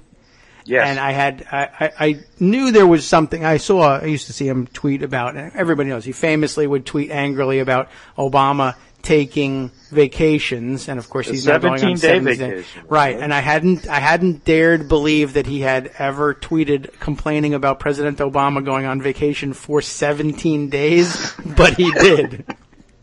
It's like he's a time traveler. December 19th. 2013, President Obama is about to embark on a 17-day vacation in his, quote, native, unquote, Hawaii. It's got birthdays in it, too. Putting Secret Service away from families on Christmas. Aloha. Here, you're putting them on the sidewalk for Christmas, by the way. It's hard to feel that much sympathy for a trip to Hawaii in December, but okay. Right, versus a trip to New Jersey in August. In July. Yeah. Oh my God. Right. So okay. Whatever. That's the basic breaking news of the moment. But we also had talked a little bit about Chuck Todd coming to realize that he just lies about everything, etc., and whether it's really going to catch hold.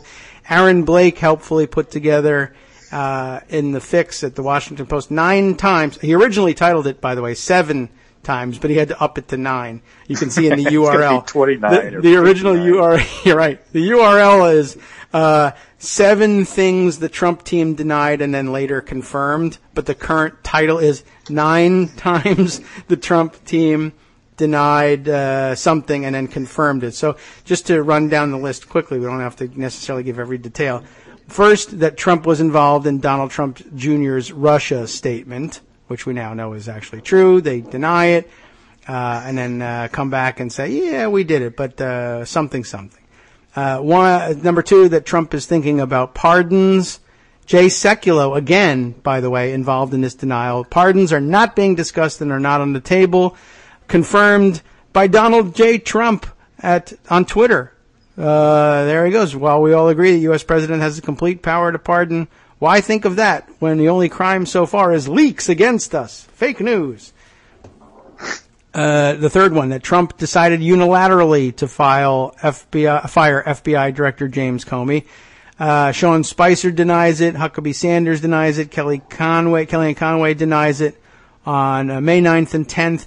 But by May 11th, he's tweeting, yeah, I was going to fire Comey regardless of the recommendation that he told to Lester Holt. And, wait, let me stop you on that particular point. Oh, okay. Remember the Rosenstein memo excoriated Comey for the way he handled the Clinton investigation. Right. And he was right. Yeah. But last night in West Virginia. No. Yes. There should be a grand jury opened against Hillary Clinton. Lock her up chance again. Yep.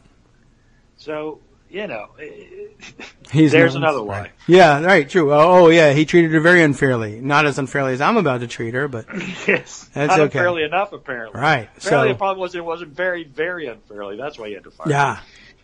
Yeah. Number 4 on our list, that Comey was fired because of the Russia investigation. Pence denied it. Rosenstein denied it. Jeff Sessions denied it, but then on May 11th, again, Trump tells Lester Holt, because of Russia. Okay. Number 5. There would not have been a special counsel if he doesn't do that Lester Holt interview. That's probably likely true, or it takes a while longer anyway to get around to. But boy, did he accelerate things by just saying, "Sure, I absolutely obstructed justice." Wait a minute, what? Yeah. Oh, what? Why? Well, he told the Russians the next day after he fired him to compound it. I took care of it. Right. Well, I don't know. Is the president colluding with Russia? We should impeach him for that. That's true, but he might be obstructing justice. It might be a shorter path. Obstructing justice, trying to prevent us from figuring out that he's colluding with Russia. We could do it for that. On that point, did you notice Krauthammer has been slapped back into line? No. He now says that colluding with Russia is unseemly, but it's not an impeachable offense. Okay. Seriously. That's what he said. I'm sure that it's amazing that you can do. I mean, what do they have on him? I don't know. Nothing. Well, his job. He gets his paycheck from Fox. He just that's where the bulk of the base opinion is. So I'm going to go there. But I love the way he combined the two things. Every year. I love the way Trump combined those two things by obstructing justice and then saying, "Oh, I forgot to tell the Russians that I did it. I need to collude with them some more." So. Number 5, to get through our list here, that Michael Flynn discussed sanctions with Russia's ambassador. They deny it on the 5th. That was the beginning of it. Yeah. And then, so Pence denies it. Remember, I was in charge of the transition, and I know that he didn't do it. The January 15th. They fired Flynn because he lied to Pence? Yeah, right.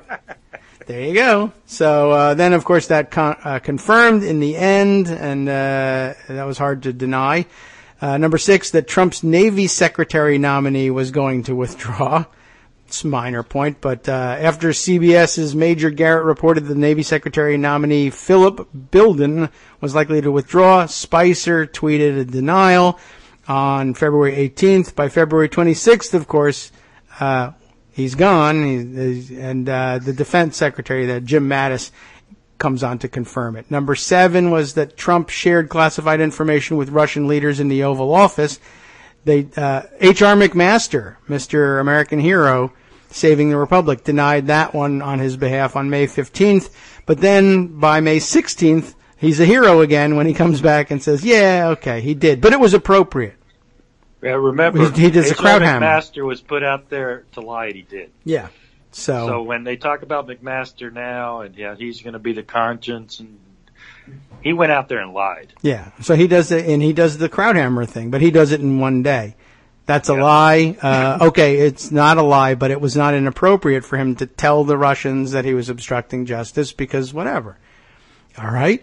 Number 8, I guess the 2 additions at the end, that intelligence officials briefed Trump on an unconfirmed dossier that suggested Russia had compromising info on him.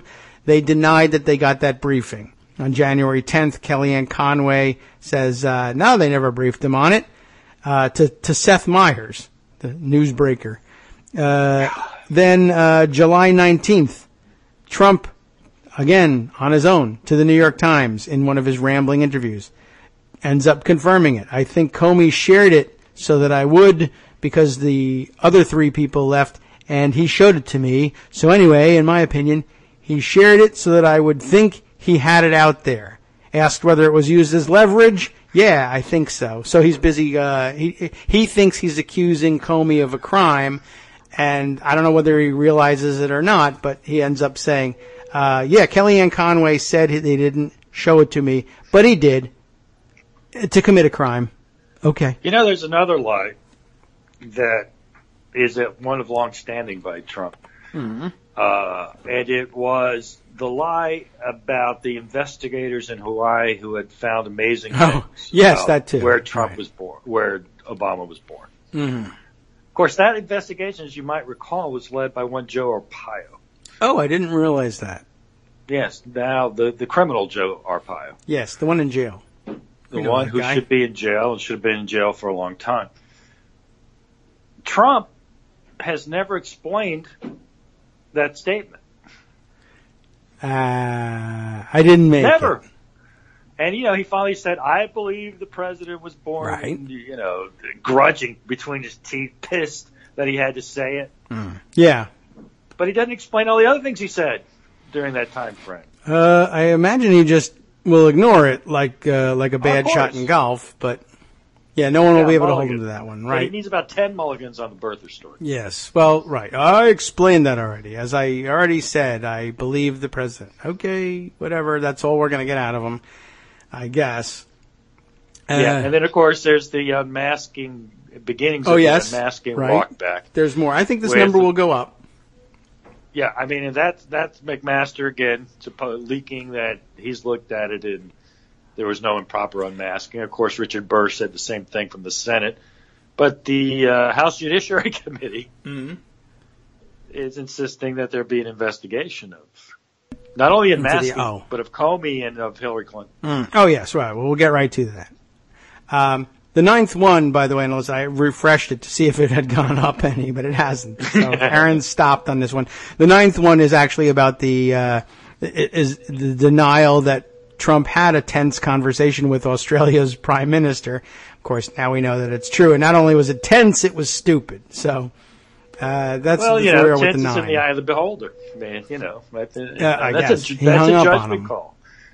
Sure.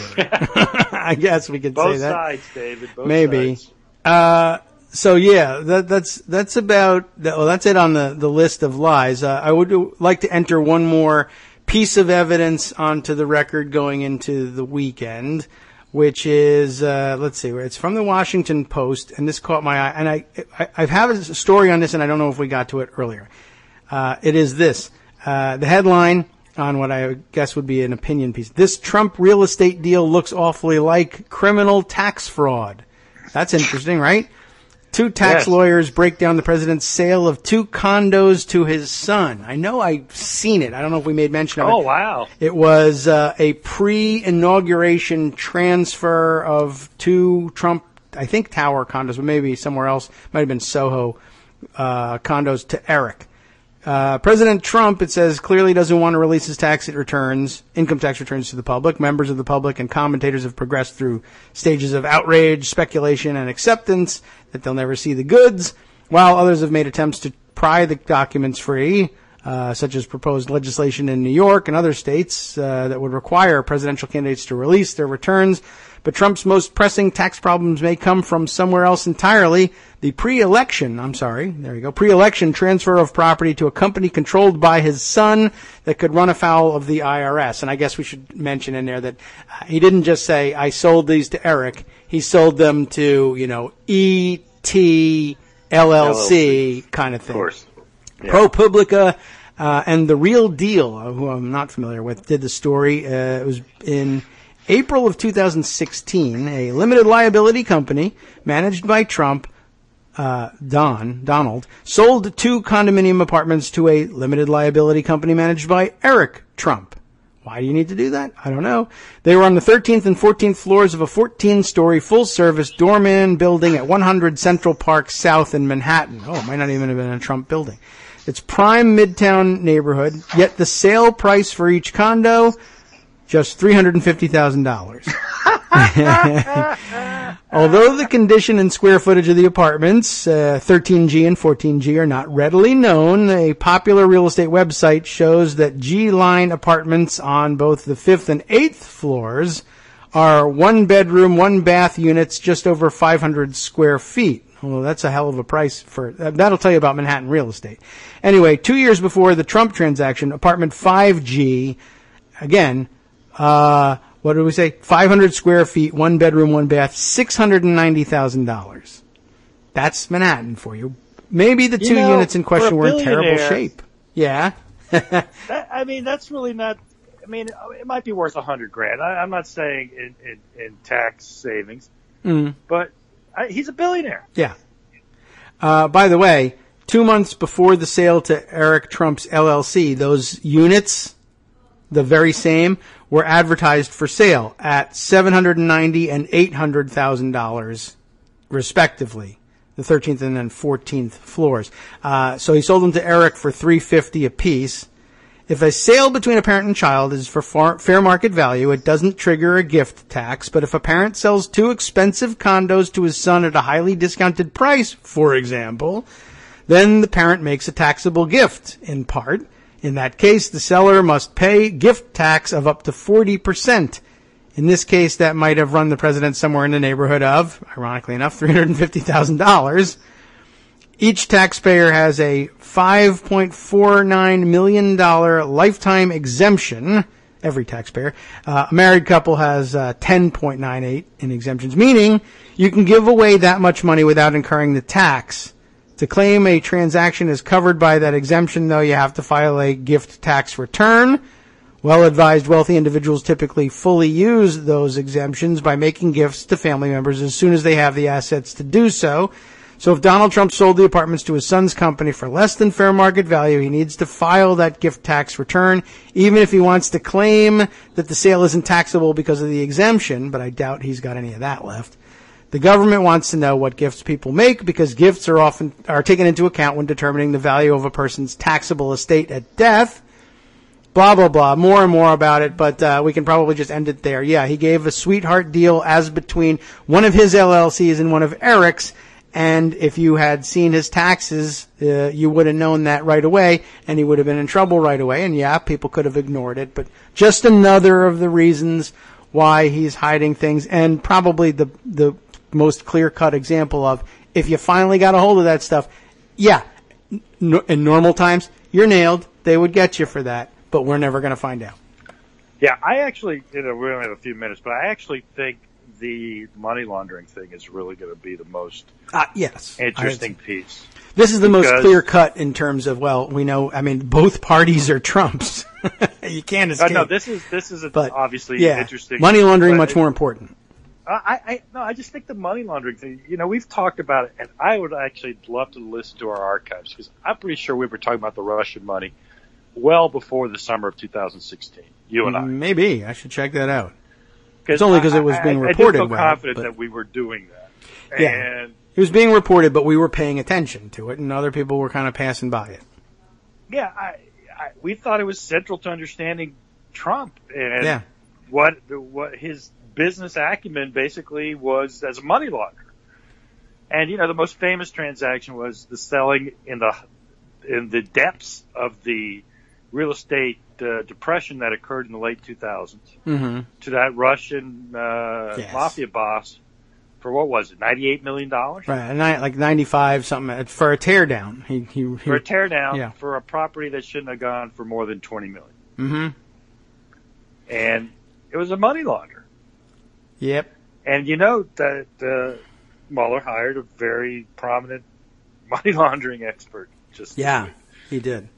Also, by the way, into the mix, this is interesting. Now I got a problem here all of a sudden. You remember that, well, maybe you didn't hear, but right at the beginning of the show we were saying, okay, the subpoenas are coming out of the grand jury in Alexandria. Maybe a different grand jury did this one. Yes, as a matter of fact, that's true. But, we mentioned that the White House said neither the president nor Jared Kushner nor anyone else in the White House has been subpoenaed by this Alexandria grand jury. On the other hand, Kushner's companies have been subpoenaed, this time by the U.S. Attorney in New York, over the scheme under which his sister went to Asia and sold green cards in exchange for $500,000 investments in their buildings. You remember that story?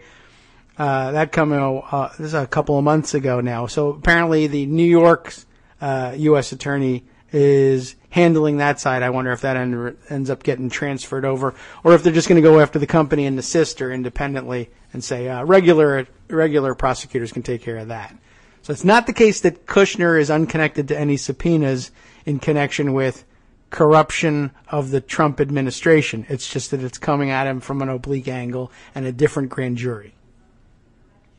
So take that with you for the weekend. You'll have that to discuss. And, I guess we got to kind of wrap up here. Yeah, his sister's neck deep in that story. That's the one thing. That was nuts. Nuts. There's no family loyalty with the Kushners, as we all know. Yeah, that's likely true. By the way, also Kushner's in the news with the crazy Department of Justice plans to investigate whether white people are being discriminated against at college because of affirmative action. That brings up, of course, the legacy admissions and not even legacy admissions, like in Kushner's case, where his dad gave millions and millions of dollars to Harvard. He didn't go to Harvard. The dad didn't. But he started giving them millions and millions of dollars, and then he bought his admission. Yeah, Jared got in. He gave him $25 million so Jared could get in. Yes, and I think best point about all that, I mean, we really know about, okay, rich people, they do these things. Best point, I thought, not really raised often enough in that discussion is, at the time Harvard chose to accept those gifts, Charles Kushner, is that his dad's name? I think so. Yeah. It was a convicted criminal. Had yes. Gone to prison already and in a massive fraud case, trying to frame up his brother with prostitutes and all sorts of. So you're talking about a convict. I want to name some buildings at Harvard after this convict, and Harvard was like, I don't think so, and they're like, well, I'm not sure you heard me. I said $25 million. Oh, well, that's a good point. Do you have any kids? So. There you go. And Harvard really had no excuse for that. They have the biggest endowment in all of humanity. Well, they do now, anyway. Well, they did before. Yes. All right, have a great weekend. All right. And I'm sure there'll be 10 million crazy stories over the weekend as well. You bet. All right, and we'll pick up with those again on Monday. Thanks, Armando.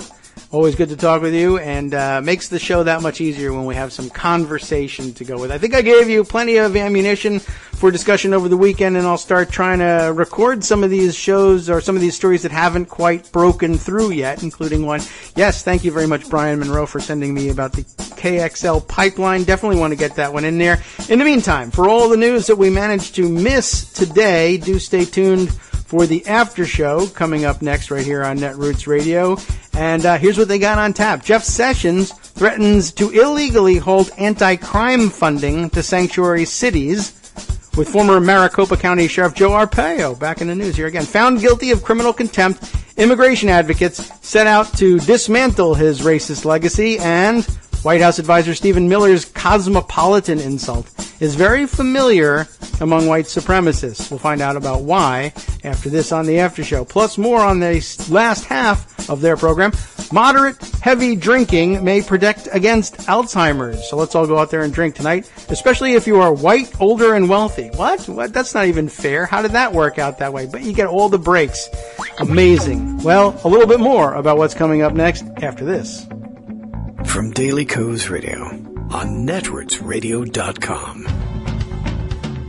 You have been listening to the Kagro in the Morning Show with David Waldman. Thank you for listening. Here's one more bit. A peer-reviewed paper published in the Journal of Social and Political Psychology has uncovered 5 key deplorable traits shared by Trump supporters. You won't believe it, but for details on what they are, stay tuned to Netroots Radio for the After Show with Wink and Justice coming up next.